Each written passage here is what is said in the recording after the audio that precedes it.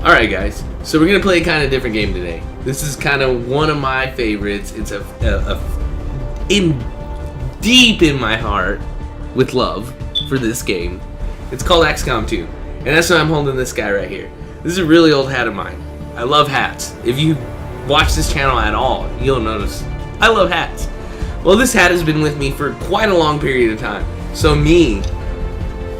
this hat, and you are going to start a brand new game of XCOM right now.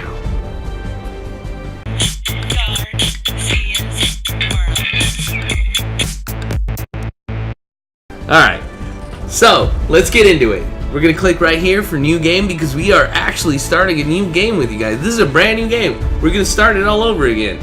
Okay, so we have played XCOM before, so this is going to be a veteran difficulty, a challenge appropriate for players familiar with XCOM, because we played XCOM the first game, XCOM Enemy Within, which was the second release of the game. It was just kind of like a big plaster over of the first game, but we're not going to get into that. It was still really good. It was still a lot of fun, so we're going to get into this right now. Alright, so the tutorial, we don't really need a tutorial. We know how this game works. So we're going to jump into this game. But if you don't know how the game works, definitely do the tutorial. It'll teach you the simplistic, you know, move here, do that, this is cover, this is that, blah, blah, blah. Yeah, I know it's tiresome, and I know it takes a little bit of, you know, time out of your entire day when you just want to get in there and start killing some aliens, but it does teach you a few finer points you might not know if you've never played the game before. So, always use the tutorial if you've never played it before. Otherwise, skip over to Matt. We'll get into some of the meat and potatoes of this stuff, just like I like to do. You guys know I like to do it. Subtitles on for this one because I love subtitles, because I got a little bit of the hard hearing firecracker accident. You know, we're not gonna talk about that. But let me just say, Roman candles and gasoline don't mix. All right, for you kids out there, just saying. So let's see. Let's get into this. The graphics right off the bat, I'm gonna say, are really well done. These are some very good graphics. I really do like it from the last one, because one of the things about the last XCOM is the game was really good, the gameplay was really good, but the graphics, it was just, you get these little snippets of stuff, and it wasn't enough. I wanted more. I'm loving this. And I've played it, you know, I've gone through just so I know what I'm doing. I got my, you know, I got myself familiarized. I got my feet wet. So, you know, we're gonna watch this, but you know, I don't want to leave you guys just alone out there. So Matt's gonna talk to you. Don't worry. We got our way through it. A small number of dissidents again repeat the mistake. So this guy kind of, you see the scales on his neck right here? If you look closely and you remember the first game, you'll kind of remember the scales on his neck are reminiscent of the Thin Men, as they used to call him. Not Thin Mint, but Thin Men. They had the same kind of glasses on, and they would spit the poison. They have a version of that, and it's very in your face. And when I say in your face, it's no longer a thin man, it's a giant snake. So get ready, because this one, I feel it jumps leaps and bounds from the last one, which is exactly what they needed to do. The last one, they introduced the game, they had the game add-on, or they had the second game, I guess you would say, but it wasn't really a second game. It was just kind of the first game with a little bit of extra stuff. This is a true XCOM 2, so, you know, here we are. But one of the things I like about this true XCOM 2 is they really put a lot of effort into it, and they really nailed it with this game. They really nailed it. We'll get into it, and you'll see it, but they really nailed it. You know, like, you get this feeling like XCOM's taking, or the aliens are taking over. They're no longer the aliens, they're Advent now. They're Advent. They have, like, they have their own, you know, they have their own army, they have their own everything. This hat's kind of killing me right now because it's the, you know, crooked as a crazy horse. But they have everything. Advent's here to stay. They've come in to take over. They've come in to tell us how to live our lives, and you know, that's where we are. That's where we are in this situation. So we're gonna see what happens. bombing. We're kind of reverse roles now. It started out in the first game. In the first game, these aliens were coming in, and they were, you know, making these little squad attacks on us, and they were coming in, and they were squashing some people, and they were killing some people here. And they were abducting people, and they were doing this, and they were doing that, and they were going around. Now we're the ones coming in and doing that. I like the fact that we start this game. One of the things I really like about this game is that we start out in a concealed mode, which is basically what the aliens were. We used to start out in the game and we would get right into the game and they would drop us down into the game and we would have no idea where the aliens were. Here's the map. The aliens are somewhere around here. And we had to figure it out and then fight them while we were figuring it out.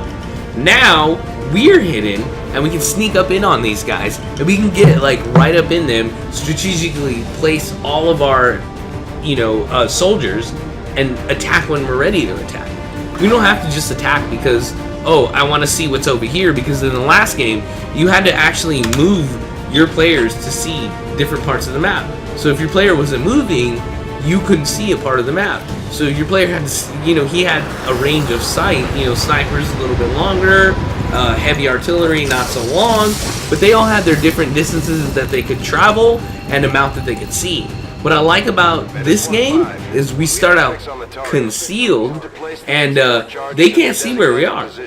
They don't know what's going on. We're hiding, you know, we're concealed, we're secret, we're coming in. We're basically to the world, the bad guys now. So it makes the game very interesting because you don't have to come in here and just make rash decisions based off of where you move. Like right now, nobody knows where we're at. We know we have to come blow up we have to come blow up this little monument over here, which, you know, whatever. We'll blow up the monument. That's good. So let's move in. We're gonna move our first guy to get some sight. So we know if we move him in there, as long as we don't see a little eyeball looking right back at us, we're pretty much in the clear. We're pretty good. These guys make up the bulk of the Advent forces we've dealt with. They're disciplined and well equipped. Now the Advent forces, makes them predictable. They do look like humans, but they definitely are not human. It's one of the things they like about this game is that they explain that a couple times, which is really awesome. Good copy. Moving on target. Because they make them look very human, but then they have like these bulging eyes, and there's all this stuff to them that we don't know about them. That's very good. So one of the things I'm going to have to say that I'm concerned about with my Elgato system right now is we are playing on the Elgato, and I do like the Elgato, but as far as I can tell right now, my keyboard is inactive. So I have no idea if that's the system malfunction or if it's a technical problem because I don't have anything plugged, a certain thing plugged in right now. So always remember to thumbs up, thumbs down in these kinds of situations right now, because this is real life, people. This is happening. This is happening to your boy Matt right now. I am at a disadvantage. I'm hands tied behind my back. So we're going to take a tiny little bit of a break and maybe make this a mini section video so that you can keep watching a little bit of the other ones. Maybe I got you a tidbit right now. So tune in later for more XCOM. Thumbs up, thumbs down, whether you like this video or not. Comment about the stuff that's going on. Laugh at Matt because he unplugged his keyboard, because that's what it seems like he did. That's exactly what I would do. That's definitely a situation I would find myself in. If I was backed up against a wall of zombies and I found a door that was actually open, the only thing on the other side of it would be more zombies. Guys, always thank you for tuning in. Thank you for your time. I'm going to take a quick break. We're not going anywhere from here. We're only stopping some videos, so come right back to see where this XCOM goes. How are we going to kill? How are we going to shoot? How does the stealth mechanism work? How does the concealment work? That dude, by the way, if you remember about the first XCOM, or if you don't know about the first XCOM, the more experience these people get, they will become specialized in certain zones. We have a grenader who has a grenade launcher, a grenade. Apparently I'm French now. A grenade launcher. And we also have a sniper, which is a sniper. How do I explain that any better? We have a new character called the Ranger, which is basically your shotgun-carrying, grade A, 100% Mr. Kickbutt, but he also has a sword. So he's also kind of like a ninja. He's like a shotgun-wielding ninja. What? And then we have a specialist who has a little drone that you can customize to do whatever you need. He can either be a healer, or he can be an attacker, or he can be a Haywire Protocol actionist, to where he hacks into enemy computer systems and enemy androids, and we take them over and we kill enemies with their own technology. So tune back in, guys. We'll be right back in just a quick minute. Quick blips. This stuff happens. Life. Love y'all.